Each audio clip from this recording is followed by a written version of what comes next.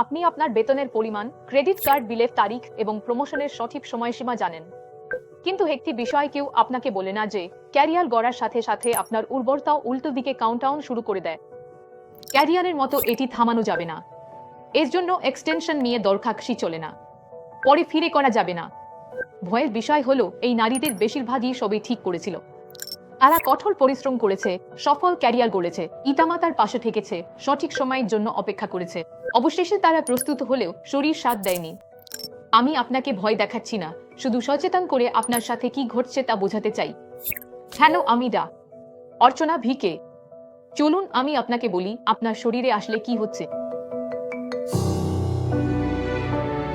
নারী বন্ধাত্ব মানে গর্ভনিরোধক ছাড়া নিয়মিত যৌন সম্পর্ক ও সন্তান নেওয়ার চেষ্টা সত্ত্বেও গর্ভধারণ হচ্ছে না।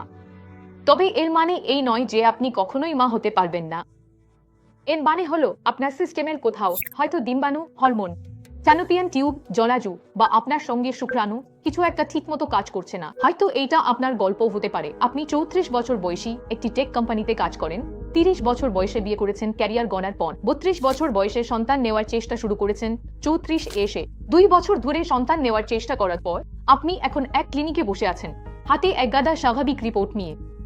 ডাক্তার বলছেন অজানা বন্ধুত্ব, শাশুড়ি বলছেন তোমার সব টেস্ট তো ঠিক আছে, হয়তো তুমি বেশি ভেবেই ফেলছো। আমাদের সময় এসব কিছুই ছিল না। কিন্তু একটা কথা কেউ বলছে না, চিকিৎসকের পরামর্শ আর পরিবারের মতামতের মাঝে একটা জিনিস হারিয়ে যায়, আর সেটা হলো সময়। এটা কেউ আপনাকে বলে না যখন আপনার ক্যারিয়ার, নতুন দক্ষতা, ভালো বেতন আর সেই প্রমোশনের দিকে এগোচ্ছে। আপনার উর্বরতা কিন্তু চুপচাপ কমে যাচ্ছে। আপনার 20 গোড়ার দিকে প্রতি মাসে গর্ভবতী হওয়ার সম্ভাবনা থাকে 20 থেকে 25%। প্রতি মাসে চেষ্টা করলে 35 বছর বয়সে সেটা নেমে আসে 10 থেকে 15%। 40 বছর হলে সেটা 5 থেকে 8%-এর নিচে নেমে যায়, আর গর্ভপাতের ঝুঁকি অনেক বেড়ে যায়। এটা 35 বছর বয়সে হঠাৎ পড়ে যাওয়ার মতো নয়, এটা একটা ঢাল। আর বেশিরভাগ শহুরে ভারতীয় নারী ঠিক তখনই তাদের ক্যারিয়ারের শিখরে পৌঁছান যখন সেই ঢালটা আরো খাড়া হয়ে যায়। আর অনেক শহুরে ভারতীয় নারী সেই ঢাল বেয়ে উঠতে শুরু করেন ঠিক তখনই যখন জীববিজ্ঞানটা পিছিয়ে যেতে শুরু করে। গত 10 থেকে 15 বছরে কি বদলেছে সেটা হলো, আপনার মা প্রথম সন্তান পেয়েছিলেন 24 বছর বয়সে, কিন্তু আপনি সেই সিদ্ধান্ত নিচ্ছেন 30-এর কোঠায় গিয়ে।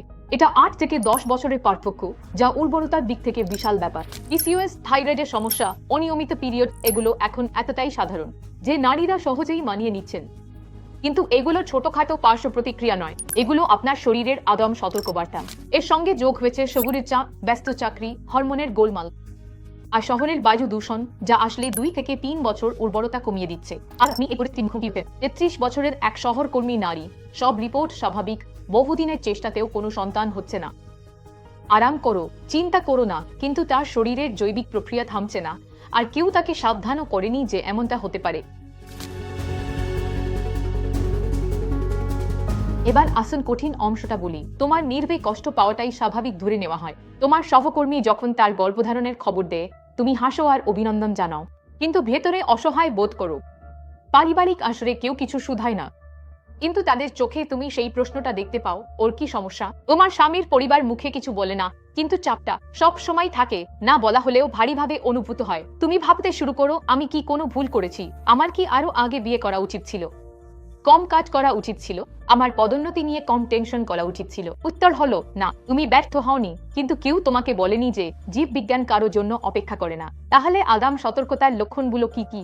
যদি মাসের পর মাস খুব অনিয়মিত, হঠাৎ খুব হালকা বা ভারী পিরিয়ড হয়, তা হতে পারে পিসিওএস, থাইরয়েড বা হরমোনজনিত সমস্যা। গুরুতর পিরিয়ডের ব্যথা যার জন্য তোমাকে কাজ মিস করতে হয়, সেটা হতে পারে এন্ডোমেট্রিওসিস, একটি নীরব বন্ধাত্বের কারণ। যে পিসিওএস বা থাইরয়েড হরমোনের সমস্যাগুলো নিয়ে তোমাকে চিন্তা না করতে বলা হয়েছিল, সেগুলোই ছিল সূক্ষ্ম ইঙ্গিত। এবার আসল বিষয়টা বলি। 35 বছরের নিচে 1 বছরের বেশি বা 35 বছরের উপরে 6 মাসের বেশি চেষ্টা করেও এটা অধৈর্যতা নয়, এটা তোমার শরীর তোমাকে কিছু বলছে।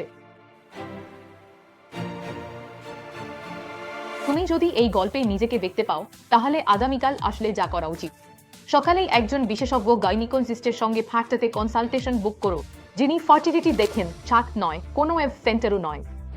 তোমার সঙ্গীকে সঙ্গে নিয়ে যাও। এটা দুজনের যাত্রা, শুধু তোমার সমস্যা নয়।